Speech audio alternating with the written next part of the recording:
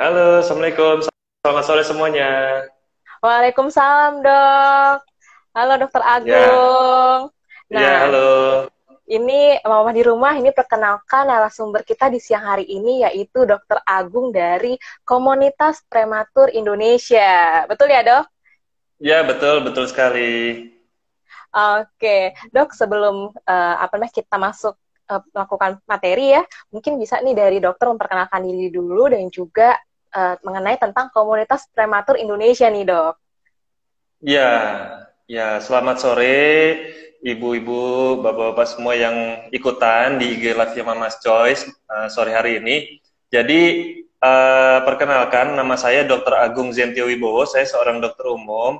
Nah, saya memiliki anak prematur yang lahir di usia kehamilan 26 minggu 1 hari dengan berat lahir Oke. 800 gram. Jadi, kelahiran anak prematur saya itu anak pertama yang membuat saya belajar lebih lanjut mengenai bayi prematur dan akhirnya membuat komunitas prematur Indonesia ini seperti itu. Oke. Ya, Jadi ini berawal dari pengalaman pribadi dulu ya, Dok ya. Awalnya iya, munculnya komunitas prematur Indonesia ya, Dok ya. iya betul betul sekali. Jadi pengalaman pribadi saya asalnya kita berkumpul sama orang tua, Hmm? lalu lama-lama bertanya nih gitu kan, lama-lama saya jadi seperti menjembatani informasi antara yang ada di dunia kedokteran dengan para orang tua bayi prematur seperti itu kira-kira. Oh, wow, luar biasa. Ya. Ini komunitas dari prematur Indonesia ini didirikan dari kapan nih, Dok? Ya, jadi anak saya itu lahirnya tanggal 20 April 2013. Saya Mm-mm. masih mempelajari bayi prematur tuh untuk keperluan sendiri sebetulnya di awal-awal tahun itu sampai akhirnya mulai Mm-mm. bisa mengejar pertumbuhannya, perkembangannya, PR-PR-nya sudah mulai sedikit-sedikit teratasi sehingga di bulan April tahun 2015 itu 2 tahun Oh, dua kemudian tahun setelahnya ya, Dok saya, ya? ya, ya, anak saya hampir usia 2 tahun, saya mendirikan komunitas prematur Indonesia. Jadi dari pengalaman itu tentu saja saya harus memastikan saya sendiri sudah melewatinya dengan cukup baik kurang lebih gitu ya. Jadi kan nanti bisa berbagi Oke. juga kepada para orang tua yang lain seperti itu. Wah, luar biasa sekali ya, Dok ya. Jadi sekarang kira-kira jalannya udah 5 tahun ya, Dok ya, dari komunitas prematur Betul. Indonesia ini. Luar biasa. Iya, sudah 5 tahun. Iya. Oke, Dok. Ini Mama di sini nih, Dok, udah banyak yang antusias nih, Dok. Udah mau pada dengerin. Wow, luar biasa sekali nih. Oke. Iya, Nah, iya, iya, iya. eh, kalau misalnya untuk komunitas prematur Indonesia ini ada di lokasi mana nih, Dok? Jadi Komunitasnya kita atau uh, di Jakarta saya ada beberapa orang tua yang saya ajak menjadi kita bentuk namanya tim edukator. Jadi ini tim edukator yang terdiri dari sama orang tua bayi prematur juga. Jadi itu ada di Oke. Jakarta, ada di Bandung, itu di Hmm? Semarang, Surabaya, Pekanbaru, ya, ada di Bojonegoro juga, ada juga yang ada di Jogja. Jadi kita ada yang juga di Solo. Jadi kita ini mulai mengajak ya sesama para orang tua, ayo yang setelah anak-anak prematurnya sudah bisa tumbuh kembang, kita berbagi juga yuk kepada yang lain seperti itu. Jadi kita sama orang tua di Indonesia ini saling bantu membantu gitu kira-kira. Ya. Oke, nah nih Mama di rumah. Jadi komunitasnya udah tersebar di banyak banget kota ya, Dok ya, di Indonesia. Jadi kita bisa Ya, saling ya, ya. menguatkan dan saling bisa mengedukasi satu sama lainnya gitu. Nah, ini ada Ya, pertanyaan juga betul. nih, Dok. Eh, apa apa nih, Dok, akun sosmed dari komunitas prematur Indonesia? Mungkin bisa Iya, sambil di-sharing juga nih, Dok. iya, saya sambil sharing ya. Jadi awalnya kita di Facebook itu ada, kita bisa ke searching Premature Indonesia dalam kurung Komunitas Prematur Indonesia. Kalau di Hmm. Instagram kita ada @premature.indonesia. Bisa langsung di follow, di situ ada beberapa postingan, edukasi juga dan sharing dari orang tua yang lain untuk ya kita tidak sendirian ya, bahwa sebagai orang tua prematur kita juga punya teman-teman sesama para orang tua bayi prematur juga yang lain gitu. Wah, nih ya, boleh dicatat nih Mama ya. Jangan lupa untuk follow media sosialnya Prematur Indonesia gitu. Nah, apa Betul, namanya ini kayaknya betul. Mama udah pada banyak nggak sabar nih, Dok. Oke, Mama yang udah punya pertanyaan boleh banget langsung di-share, tapi kita juga Ya, sambil ya, dengerin materinya ya. Ini sekarang kita masuk ke ya materi aja ya, betul. Dok ya, buat kita tanya Boleh, jawab. boleh, boleh. Ya. Nah, nih dok, apa namanya, misalkan nih dok, di sini ada mama-mama yang mungkin masih baru gitu kan, atau apa Ya. namanya, belum mengetahui tentang apa itu bayi prematur, atau di sini mungkin ada yang nonton juga tapi belum menikah gitu ya dok ya, jadi kita sambil Ah, iya, sharing juga gitu. Nah, kira-kira dok, betul. apa namanya, untuk bayi prematur itu definisinya gimana ya dok ya, bisa disebut dengan bayi prematur?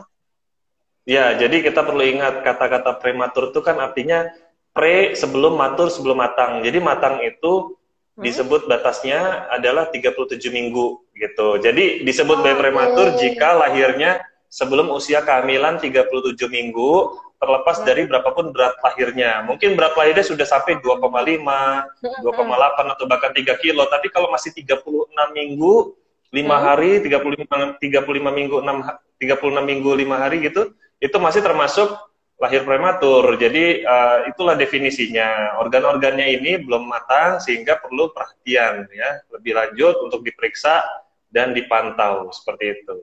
Oke, jadi nggak ngelihat berat badannya dok ya, tapi dilihat dari Betul. usianya gitu. Jadi kalau usianya Ya, 36,5 hari itu juga tetap disebut sebagai kelahiran bayi prematur ya betul. dok ya. Oke, Ya. nah ini mama ya bisa diingat kembali gitu untuk apa sih bayi Hmm. prematur itu, dan ini memang penting sekali untuk kita ketahui karena memang bayi prematur ini cukup beresiko tinggi ya dok ya. Iya. Jadi perlu Ja- untuk wawasan dan juga ilmu untuk mama-mama di rumah ya dok ya. Iya, ya betul, betul. Nah Jadi dok, ya boleh kalau ada pertanyaan lagi silakan. iya ya, nggak apa dok, dilanjut aja. Gimana dok? Ya, jadi sebisa mungkin bagi ibu yang sedang hamil, kita Hmm? sebisa mungkin untuk mencapai usia kehamilan 39 minggu. Ini yang dianjurkan, ya, supaya tercapai matur dan memang sudah matur dengan sempurna gitu. Jadi kalau 37 38 itu termasuk sudah cukup bulan, tapi masih yang awal, ya, gitu. Kecuali Oh, ada oke. indikasi medis, tentu saja bisa jadi dilahirkan lebih awal karena indikasi medis tertentu. Ini yang harus diperhatikan dan nanti kaitannya adalah kalau lahirnya prematur tentu ada masalah-masalah kemungkinan pada organ-organ yang belum matang tadi, seperti itu mungkin tambahannya ya. Oke, terima kasih nih dok tambahannya. Nah, terus nih dok, Ya. biasanya bayi prematur itu penyebabnya kenapa ya dok ya? Bisa lahir kurang dari 37 minggu. Ya, jadi kita perlu ketahui ada beberapa sebab yang tidak bisa dirubah, tapi juga ada Hmm? sebab yang kita bisa rubah, ya kan? Nah, yang tidak bisa dirubah seperti contohnya kami gitu yang pernah mengalami kelahiran prematur sebelumnya, itu adalah sebuah faktor risiko ya yang memiliki ibu-ibu yang memiliki riwayat prematur sebelumnya. Terus juga ada riwayat keguguran, Oke. itu juga menjadi Hmm? faktor risiko ya. Ada riwayat juga dalam keluarganya, mungkin ibunya atau neneknya dulu lahirannya prematur ya. Seperti itu. Nah, kemudian faktor-faktor lain yang bisa kita coba rubah adalah misalkan adanya infeksi, ya infeksi misalnya infeksi saluran kemih, ya keputihan Hmm? seperti itu kan juga bisa merupakan infeksi juga. Nah, infeksi-infeksi seperti ini bisa menyebabkan lahiran prematur. Ada juga preeklamsia, mungkin para ibu ini ada yang mengalami punya pengalaman mengenai preeklamsia. Preeklamsia itu ada hipertensi, ya badannya ada yang bengkak di kakinya misalkan. Oh, Kemudian oke. ada ketuban pecah dini ya, ketubannya udah pecah Hmm. duluan sebelum usia kehamilan tercapai 37 minggu. Biasanya akan coba dipertahankan, tapi kalau misalkan sudah mulai keruh, infeksinya sudah masuk ke organ ke kandungan, akhirnya harus diakhiri lebih awal seperti itu kehamilannya. Kemudian juga bisa karena masalah pada organ kandungan tersebut, uterusnya yang bermasalah. Itu ada Oh, masalah khusus yang oke. bisa terdeteksi nanti lewat pemeriksaan USG. Kemudian adanya penyakit pada ibu selain hipertensi bisa juga mengalami diabetes misalnya. Jadi kita Hmm, perlu oke, lihat oke. kesehatan ibunya, ya kan? Hmm? Usia yang terlalu muda dan usia yang terlalu tua juga bisa berpengaruh. Terlalu muda itu di bawah 17 Oh, tahun. oke. Jadi 18 tahun, usia maaf. usia apa seorang ibunya juga akan mempengaruhi juga ya dok ya. Apakah ini Iya, akan ada kecenderungan bayi prematur atau tidak gitu ya dok ya? betul. Mungkin kalau di Indonesia, kalau di daerah ada yang terlalu muda, kurang dari 18 tahun, sudah menikah, ya ini ditunda dulu untuk memiliki anak ya, karena Anak. setelah itu baru, iya itu risikonya karena usianya terlalu muda. Nah, tentu saja sebagian yang di kasus lain usianya sudah lebih dari 40 tahun misalnya, itu juga sebuah Hmm? faktor risiko. Ya, Oh, berikutnya oke. jarak kehamilan, ya jarak kehamilan yang terlalu dekat, misalnya Mhm. kurang dari 18 bulan. Oh, Nah, ini itu kan juga ada terjadi, kecenderungan juga bisa ya, Dok ya? berpengaruh. Iya, itu makanya kita berusaha supaya lebih dari 18 bulan, tetapi juga tidak terlalu lama. Jika lebih dari Oh, 7 oke. tahun, itu juga Mhm. bisa menyebabkan salah satu faktor risiko lahir prematur. Selain itu juga ada masalah pada plasenta. Misalnya ada yang mengalami plasenta previa, Mhm. masalah solusi plasenta, dan juga ada faktor-faktor lain yang seperti misalkan apakah ibu ini pada saat hamil ada yang merokok di sekitar yang menjadi perokok pasif, itu juga bisa menjadi faktor Oh, risiko. oke. Ya kan, Indonesia ini kan 70% laki-laki merokok, jadi kurang lebih Iya, di betul, Dok. keluarganya mayoritas ini adalah perokok. Nah, ini jangan sampai merokok di dalam rumah ya. Bajunya juga Mhm. jangan dipakai ke dalam rumah gitu tuh supaya istri yang sedang hamil tidak menjadi perokok pasif. Nggak terganggu ya, Dok ya? Juga Mhm. ya, dan juga misalkan ada kehamilan kembar. Kehamilan kembar punya risiko lebih tinggi mengalami kelahiran prematur. Kira-kira seperti itu yang bisa Oh, menyebabkan. wow. Iya. Nah, ini nih ya, Mama Mhm. tadi bisa dicatat semua faktor-faktor dari penyebab bayi prematur. Jadi banyak banget faktor yang mempengaruhi ya, Dok ya. Walaupun Ya, tidak betul. serta-merta karena penyebab itu udah pasti prematur ya, Dok ya, tapi akan ada Ya, kecenderungan untuk lahir iya prematur menjadi risiko. gitu. Iya. Nah, ini Dok, ada pertanyaan nih Dok dari Mama Elianur. Dok, kelahiran prematur ini sebetulnya lebih berbahaya untuk ibu atau si bayi ya Dok ya? Atau sebenarnya tidak ada yang harus dikhawatirkan? Gimana nih Dok? Ya, jadi karena yang lahir prematur adalah anaknya, tentu saja yang Hmm? berisiko anaknya yang utama, ya kan? Kalau ibunya, misalkan ibunya lahir prematur karena mengalami preeklamsia, nah ini tentu juga berisiko Hmm. kepada ibunya, karena kadang-kadang kondisi preeklamsia itu bisa berlanjut apa risiko kesehatannya pada ibunya setelah bayinya dilahirkan juga masih berisiko, seperti itu kan? Jadi utamanya kita perhatiannya kepada anaknya sih. Jadi Anaknya, kita oke. lihat kesehatan anak itu supaya bisa melewati fase yang tidak stabil, yang Hmm? kritis, setelah itu dia bisa mulai mengejar tumbuh kembangnya, kira-kira begitu. Nah, ini ya tadi ya, Mamah di rumah dan juga tadi Mamah Elianur yang sudah bertanya, jadi bisa diperhatikan untuk kondisi bayinya, seperti itu. Nah, selanjutnya nih dok, jadi ada ya dok ya istilah namanya neonatal intensive care unit, atau Mamah di rumah nih yang baru dengar, itu adalah tempat khusus untuk merawat bayi yang baru lahir, yang butuh untuk penanganan medis secara ketat ya dok ya. Iya, Nah, betul. ini pertanyaannya adalah, apakah benar nih dok, tidak semua bayi prematur itu harus masuk NICU? Oke, ini kaitannya dengan kematangan organ ya. Jadi kalau kita Oke. lihat kematangan Hmm. organ itu berbeda sesuai dengan derajat prematuritasnya, seberapa prematur dia lahir gitu kan. Jadi Hmm. kalau misalkan dia prematur lebih awal, akhirnya itu membuat kematangan organ paru-paru khususnya masih belum tercapai matur. Misalkan lahir di sebelum usia kehamilan 34 minggu. Ya, itu kemungkinan Oke. besar masih bermasalah pada sistem pernapasannya sehingga dia memerlukan alat bantu pernapasan. Nah, alat bantu pernapasan ini adanya di NICU ya, di tempat khusus untuk intensif perawatan bayi yang baru lahir tadi. Jadi seperti itu. Jadi kalau misalkan lahirnya 36 minggu, misalnya Hmm. paru-parunya sudah cukup baik, misalnya ya, Hmm. itu umumnya sih tidak memerlukan NICU. Tapi tadi juga ada nih yang sharing, saya sempat baca sebentar, ada Hmm. juga ya yang 35 minggu, 36 minggu juga membutuhkan alat bantu pernafasan. Jadi kita lihat fungsi paru-paru. Biasanya setelah lahiran dinilai Apgar skornya, bayinya menangis atau tidak, ada Oh, kulitnya oke. warnanya merah atau tidak, gerakannya bagus atau tidak. Seperti itu dinilai oleh dokter satu. Yang kedua, mengalami Hmm. asfiksia tidak, nanti apa pernafasannya bagaimana, normal tidak.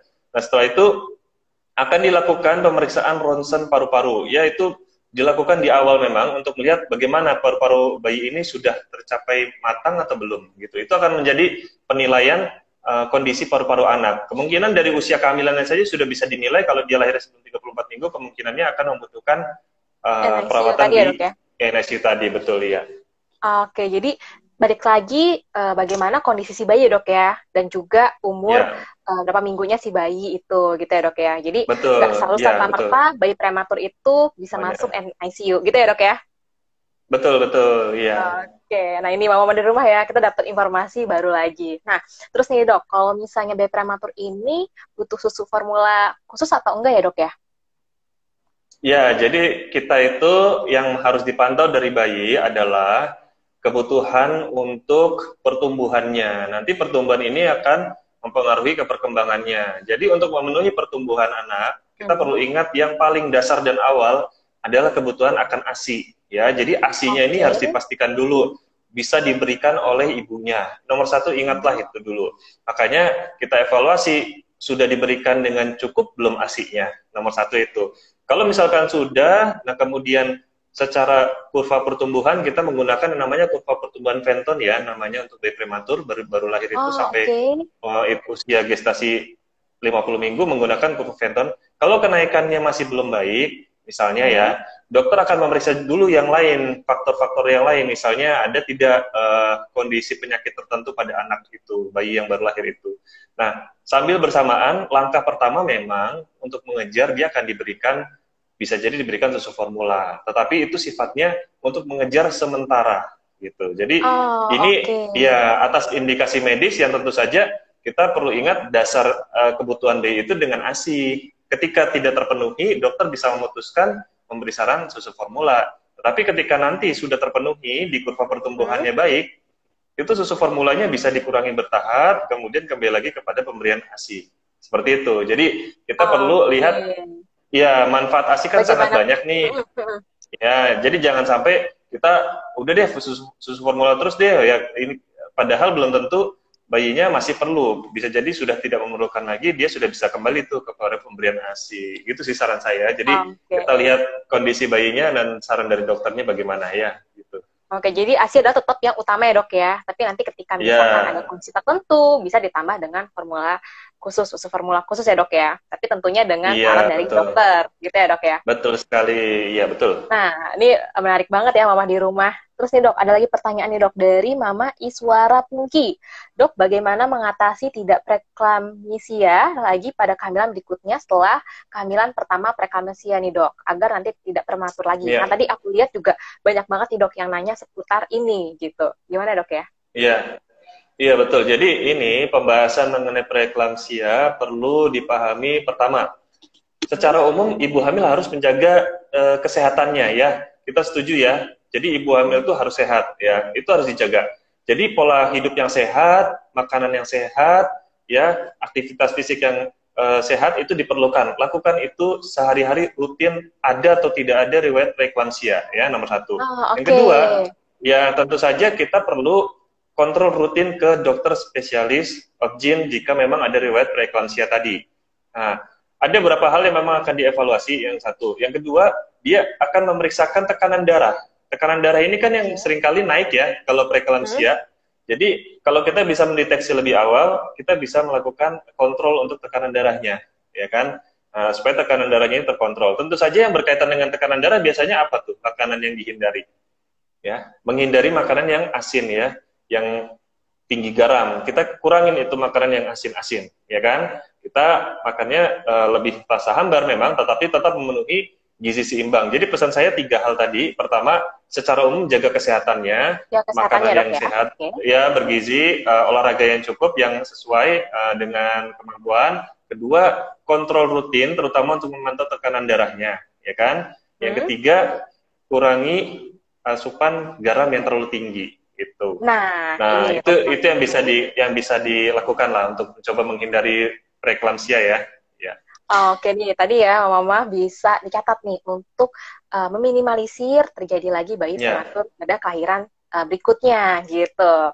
Nah terus nih dok, bayi prematur ini kan agak berbeda ya dok ya dengan bayi yang kelahirannya sesuai jadwal gitu kan ya dok ya.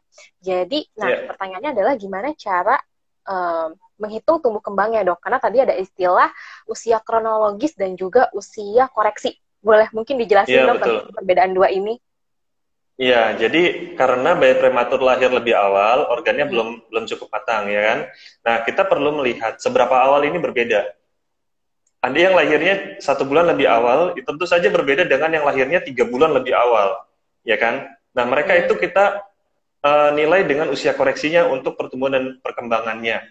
Jadi, kalau misalkan kita menggunakan kurva pertumbuhan, kita mau plot di kurva pertumbuhan itu, kita hitung dengan usia koreksi. Bagaimana cara menghitung usia koreksi? Kita menilai kelahiran cukup bulan itu 40 minggu usia kehamilannya. Kalau misalkan seorang anak lahir di usia kehamilan 32 minggu, maka dia lahir 8 minggu lebih awal atau 2 bulan lebih awal. Jadi misalnya anak tersebut sekarang berusia 5 bulan, usia kronologis, maka usia koreksinya adalah 3 bulan. Nah, kita menilai pertumbuhannya berdasarkan usia 3 bulan itu. Kalau kita masukkan berat badannya di usia 5 bulan, maka akan terlihat kecil dia, ya kan? Karena dia harusnya dimasukkan di usia 3 bulan tadi, usia koreksi. Betul. Termasuk juga perkembangannya. Kok anak lain usia 5 bulan sudah ada yang mau belajar duduk, anak saya belum? Ya memang karena usia koreksinya masih 3 bulan. 3 bulan kan belum bisa diajarin duduk ya. Dia masih belajar tengkurap gitu kan. Jadi ini penting nih untuk paham, dan jangan sampai orang tua memang sih ya suka banding-bandingin kan. Ini anaknya saudara saya sudah bisa begitu, anak tetangga saya sudah bisa begini, usianya mirip. Ya tapi dia kan cukup bulan, ya kan, lain ya. Kita lihat dari usia koreksi anak itu yang lahir prematur tentu saja berbeda. Kira-kira seperti itu. Makasih banyak nih dok. Nah ini ya mama ya, jadi menarik banget perbedaan antara usia kronologis dan juga usia koreksi. Jadi supaya kita juga nggak insecure ya dok ya, kalau misalnya ingat, wah ini anak lain kok udah umur segini bisa ini, sedangkan anak kita belum gitu. Kita lihat dulu nih anak kita kelahirannya itu di berapa minggu gitu. Jadi nanti bisa pakai rumus yang tadi dokter Agung sudah sampaikan di usia koreksi. Nah menyambung dengan usia koreksi juga nih dok. Ini kira-kira jadwal pemberian imunisasinya gimana dok ya? Karena juga ada yang nanya nih dok tadi dari Mbak Vidyaningrum, dok bagaimana imunisasi bayi prematur? Ya, jadi untuk imunisasi ini adalah suatu yang kebetulan bisa dimiripkan dengan bayi cukup bulan ya. Dia bisa menggunakan usia kronologisnya untuk jadwal pemberiannya. Ya, sama saja jadwalnya. Hanya pengecualiannya pada pemberian imunisasi hepatitis B. Hepatitis B itu menunggu berat badannya tercapai 2000 gram atau usianya tercapai 2 bulan.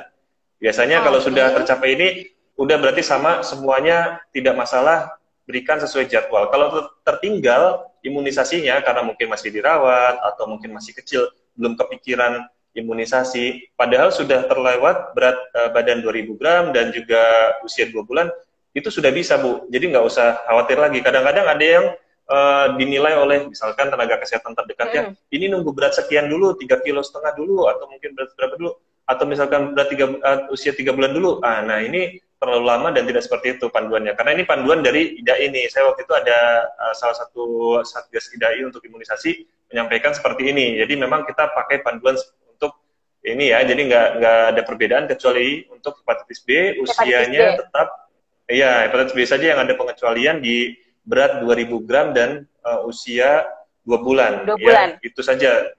Tapi selain daripada itu tetap sesuai usia kronologisnya. Sama. Kronologis. Nah ini ya, jadi mama di rumah, jadi untuk tumbuh kembang bisa mengikuti usia koreksi, tapi untuk kayak imunisasi itu bisa mengikuti usia kronologis gitu ya dok ya? Betul, betul sekali. Ya. Nah ini bisa dicatat ya mama di rumah ya. Terus nih dok, kalau misalnya buat bayi prematur itu screening apa aja dok ya yang diperlukan? Ya, ini yang sering kali kita sampaikan di komunitas prematur Indonesia. Saya berpesan kepada para orang tua, jangan lupa untuk melakukan screening wajibnya untuk bayi prematur, karena bayi cukup bulan saja itu juga ada screening wajibnya loh, apalagi bayi prematur, ya kan? Bayi cukup bulan tuh anjuran IDAI ada untuk screening hipotiroid, itu di usia 2 hari, 3 hari tuh sudah di screening, dicek lab darah. Biasanya kalau rumah sakitnya bagus, dia sudah periksakan, orang tua nanti dapat hasil di lab itu, ada kertasnya, dilihat bagaimana kondisi hipotiroidnya. Satu. Yang kedua, yang rutin pada bayi cukup bulan dan juga perlu dilakukan pada bayi prematur adalah screening pendengaran, tes OAE. Ini juga kalau rumah sakitnya sudah bagus, dia akan langsung periksakan sebelum bayi pulang. Ya, targetnya memang di usia 1 bulan dia diperiksakan atau sebelum pulang dari rumah sakit. Nanti di usia 3 bulan harus ada penentuan diagnosisnya, apakah ini pendengarannya normal atau tidak. Karena masalah pendengaran ini jangan dikira-kira ya, nanti anak saya kalau ada suara respon tuh dia noleh gitu kan, dia dengar kok kalau ada itu dia kaget. Nah kaget itu apa dia mendengar atau itu refleks moro? Ya refleks moro juga kaget seperti itu, ada kaget ya. Nah terus yang berikutnya adalah jika memang ada masalah, screening pendengaran ini harus segera diketahui supaya di usia 6 bulan bisa langsung ada penanganan. Jadi dia tidak mempengaruhi kemampuan belajar anak untuk bicara. Ya, anak itu perlu belajar bicara dari kemampuan mendengarnya dulu yang baik, ya kan? Seperti itu. 2 itu screening yang wajib juga pada bayi cukup bulan. Nah, yang khusus untuk bayi prematur adalah screening ROP, yaitu retinopathy of prematurity. Ini screening yang berkaitan dengan penglihatan, karena bayi prematur punya resiko mengalami masalah penglihatan. Ada perkembangan di matanya, pembuluh darah di retina itu belum cukup matur. Dia baru mulai matang ketika sekitar 38 minggu sampai 40 minggu. Nah, belum sampai usia itu bayinya udah lahir. Jadi akhirnya matang di luar. Nah, ini menimbulkan risiko masalah yang kondisi terparahnya bisa menyebabkan kebutaan permanen. Hati-hati, ya kan? Jadi kita harus periksakan screening ROP ini di usia 4 minggu. Ya, 4 minggu, sekitar ya, usia 4 minggu. Ya, jadi 1 bulan itu kalau bisa dipaskan, jangan mundur-mundur lagi. Lalu bagaimana kalau belum? Segera disusulkan, jangan ditunda-tunda lagi, meskipun mungkin sekarang masa pandemi wabah seperti ini ya, coba cari dulu informasi klinik khusus mata atau rumah sakit khusus mata yang bisa memeriksakan screening ROP, karena jangan sampai tidak diperiksakan, terutama yang lahirnya memang semakin awal dan berat lahirnya semakin kecil. Ya, di bawah 34 minggu, di bawah 1.500 gram, itu lebih utama. Lebih dari itu memang risikonya lebih kecil sih, tetapi lebih baik diperiksakan itu ya. Berikutnya yang keempat adalah screening USG kepala. Biasanya kalau rumah sakitnya bagus, di NICU sudah diperiksakan. Apa sih yang mau dilihat dari USG kepala itu adalah ada perdarahan tidak di kepala, ya kan? Nah, yang kelima adalah echo jantung. Echo jantung itu kenapa perlu diperiksakan? Karena bayi prematur lebih berisiko mengalami masalah kelainan jantung bawaan. Walaupun mungkin anak kita sehat-sehat aja tuh dok, gitu kan, bisa jadi memang tanpa gejala, ya kan? Tetapi kita periksakan ya. Jadi saran saya beberapa screening tadi coba dilakukan, mudah-mudahan masih belum terlambat waktunya ya, seperti itu. Oke, jadi untuk screeningnya hampir sama ya dok ya, kayak bayi yang cukup bulan, tapi ada beberapa tambahan lainnya untuk khusus untuk bayi prematur gitu. Jadi dicatat ya, mama di rumah. Yeah. Nah, sebelum kita lanjut lagi, boleh nih mama di rumah love-love-nya dong gitu, sama share juga nih pertanyaan-pertanyaannya nih, luar biasa sekali. Itu ada juga nih dok, dari pertanyaan ini dok, kira-kira gimana dok ya cara terbaik untuk merawat bayi prematur gitu? Karena ini juga ada pertanyaan dari Mbak Arina Wen, bagaimana meningkatkan berat bayi prematur? Apa ada obat khususnya gitu? Jadi gimana dok ya untuk merawat bayi prematur ini? Ya, nomor satu adalah seperti tadi saya sampaikan, kita perlu lebih perhatian ekstra kepada pertumbuhan dan perkembangannya. Ini kaitannya dengan pertumbuhan ya, kalau kita bilang berat badan gitu ya. Dan bukan hanya berat badan saja, tapi juga panjang badan dan lingkar kepala. Nah, saran saya bagi ibu-ibu untuk rajin plot dulu ke kurva pertumbuhan. Jadi ada namanya kurva pertumbuhan Fenton, itu diplot sejak anak lahir sampai nanti usia gestasi 50 minggu. Kemudian pindah lagi ke kurva WHO sesuai usia koreksi. Kenapa penting? Supaya kita bisa nilai benar nggak anak saya ini sudah cukup berat badannya, panjang badannya, lingkar kepalanya. Kalau kurang, kita nilainya juga dari kurva itu. Nah, barulah nanti, tadi sudah saya sampaikan, diperiksa dulu oleh dokter. Bila diperlukan, nanti bisa ditambah susu formula, seperti itu. Di luar dari kondisi ini, saran tambahan bagi saya, yang saya sering sampaikan juga adalah melakukan perawatan metode kangguru. Ya, ini mudah sekali untuk para orang tua bisa lakukan ya. Di rumah, ya, buka bajunya, bayinya juga hanya menggunakan popok, ditempelkan ke dadanya orang tua. Ditempelkan, kemudian diselimuti. Seperti itu punggungnya.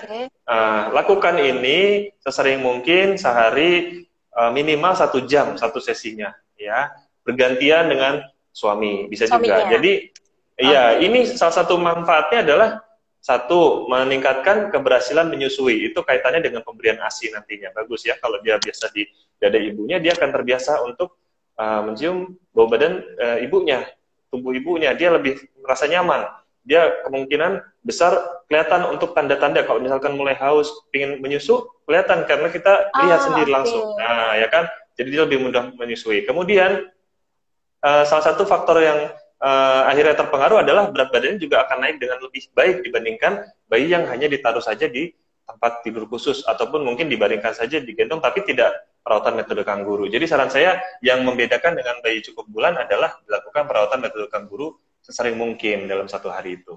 Gitu. Nah, ini jadi menarik banget ya Mama. Jadi bisa juga untuk melakukan metode kangguru tadi ya dok ya, untuk merawat dari bayi prematur gitu.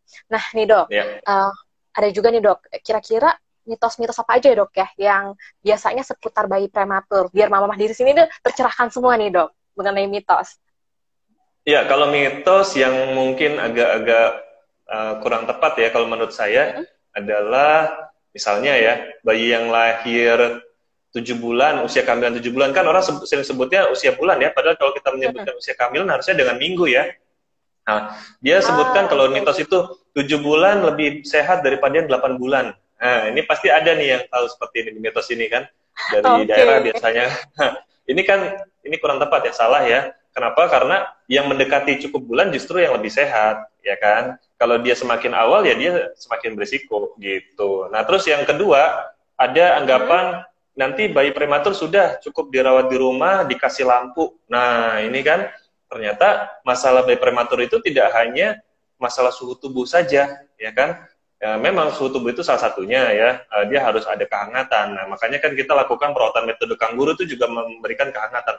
Tapi juga masalah-masalah lain tuh banyak loh, gitu. Jadi kita harus sering ngobrol nih. Saya juga awalnya diceritakan oleh dokter yang menangani di Mm. NICU itu, akhirnya saya juga terbuka. Oh, ternyata masalahnya bukan hanya berat badannya yang kecil, bukan hanya dia takut kedinginan ditaruh inkubator, tapi juga banyak yang harus diperiksakan. Itu yang harus diketahui, yang harus bisa dipahami sehingga ini kan mitos takutnya orang tua sudah deh di rumah pakai lampu saja selesai gitu kan. Nah, ini kan kurang tepat seperti itu. Dia harus ada pemeriksaan-pemeriksaan yang lebih lengkap begitu. Wah, luar biasa sekali ya. Nih, Mama di rumah. Jadi, tadi kalau misalnya dengar mitos, apapun, ini udah terjawab semua ya sama Dokter Agung, kupas tuntas dari mitos-mitosnya. Jadi, kalau misalnya dilihat nih, berdasarkan dari minggu, bukan dari bulan tadi ya dok ya. Yang kalau bisa dilihat dari Betul. umur 7 bulannya. Nah, coba nih, Ya. kita lihat lagi. Wah, ini luar biasa sekali nih. Mama di sini, kita lihat lagi pertanyaannya. Sebentar dok. Oke, ini tadi juga udah ada yang beberapa dijawab ya di awal, jadi nanti mama bisa dengerin lagi dari awal kalau yang baru saja Iya, bergabung betul, gitu. betul. Karena ini banyak banget kita udah bahas kenapa bayi bisa lahir Hmm. prematur, terus bagaimana untuk uh, peluang-peluangnya itu seperti apa gitu. Nah, terus Hmm. nih dok, Hmm. uh, berhubung waktu kita sudah mau hampir habis nih dok, jadi Hmm. Hmm. Hmm. mungkin boleh nih dok dari dokter Agung pesan-pesan nih untuk mama di rumah yang melahirkan bayi prematur. Ya, jadi pesan saya orang tua supaya eh, optimis ya, supaya berusaha, berdoa. Kalau di komunitas itu pesannya adalah untuk melakukan pemberian ASI, ya pemberian imunisasi, melakukan screening wajib, kemudian juga perawatan metode kangguru. Nah, kita ya di secara umum kondisi bayi prematur itu memang rumit sebetulnya, bukan hanya satu dua hal saja yang kita pikirkan, banyak loh yang perlu dipikirkan ya. Dan kita harus sering konsul ya. Satu dokter mungkin berpendapat seperti ini, nanti dokter lain juga punya pendapat yang lain. Ya itu memang bisa terjadi ya, tapi tidak apa-apa. Yang penting kan kita periksa, kemudian kita berusaha untuk memberikan terbaik kepada orang tua bayi prematur yang Bayi prematur. kita miliki seperti itu. Kira-kira gitu sih. Jadi maksud saya memang harus sering mencari informasi dan ilmu dan sering konsul. Jangan mudah menyerah. Ayo pantau terus pertumbuhan dan perkembangannya. Masalahnya tidak hanya pada saat masih bayi saja, ya umur-umur sampai 6 bulan 1 tahun, bukan hanya itu loh. Masalahnya bisa berlanjut sampai pada usia balita, kemudian juga pada usia sekolah bisa mengalami gangguan belajar, kemudian pada saat bekerja juga ada penelitian menyebutkan dia bisa mendapatkan pekerjaan yang penghasilannya lebih rendah, kemudian juga masalah pada lansianya juga bisa muncul, masalah pada kesehatan mentalnya juga bisa muncul. Jadi banyak sekali. Kita itu baru tahu sedikit nih di Indonesia ini baru tahu sedikit karena penelitiannya masih sedikit. Tetapi di Oh, negara maju oke. itu, negara maju itu sudah meneliti lebih banyak mengenai kelahiran prematur dan dampaknya hingga usia lansia. Jadi kita ya nomor satu itu Hmm. kita pahami dan banyak belajar. Kedua, coba kita kalau misalkan sebagai orang tua kita tahu ya banyak orang tua lain yang perlu dukungan, kita bantu juga ya. Jadi berbagi informasi untuk screening, dan kalau misalkan mau diajak bergabung boleh ke komunitas prematur Indonesia seperti itu. Oke, terima kasih Dokter Agung. Jadi ya Mama buat Ya, kita saling bisa saling menguatkan gitu ya, apa namanya. Jadi jangan sampai ngerasa sendirian gitu. Ada juga komunitas ya, dari prematur Indonesia. Biar Mama di ya. rumah nih juga berserta dengan suaminya kita saling sama-sama menguatkan bersama ya, Dok ya. Iya, betul, betul. Oke, nah Mama di rumah nih juga nantikan juga nih kolaborasi-kolaborasi ke depannya bersama dengan Mama Cos dan juga komunitas prematur Indonesia karena akan banyak giveaway ke depannya ya dok ya. Ya, boleh, Oke, boleh. ya terima kasih banyak Dokter Agung yang sudah menyampaikan banyak ilmunya di siang hari ini. Terima kasih banyak ya dok ya. Ya, Gitu, sama-sama. semoga Mudah-mudahan bisa bermanfaat ya. bisa bermanfaat bagi kita semua. Terima kasih dok, selamat siang.